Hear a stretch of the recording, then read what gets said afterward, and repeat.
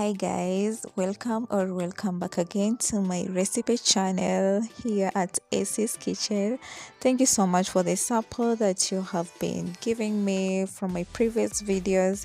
Thank you so much. And so today I'm back with a very interesting video. I want to prepare beef. Yeah, this is beef. Nimeitoa tu kwa fridge sai. That's why inakaa hivyo. I just want to boil it kiasi with a little bit of water. Nataka tu nitoe hiyo mafuta na pia ikuwe soft kiasi. Yeah, so this is the meat. I'm just going to use a little bit of water, not too much of it, and boil it for like 5 minutes. Yeah, I'm gonna show you. Enjoy this video. Please like, comment down below, and which kind of recipes would you like me to prepare next, and don't forget to subscribe.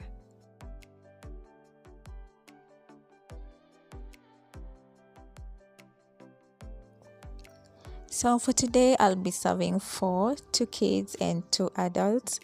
The meal is going to be enough. I can't wait for you to see the end results of the meal that I'm preparing today. So enjoy the rest of the video.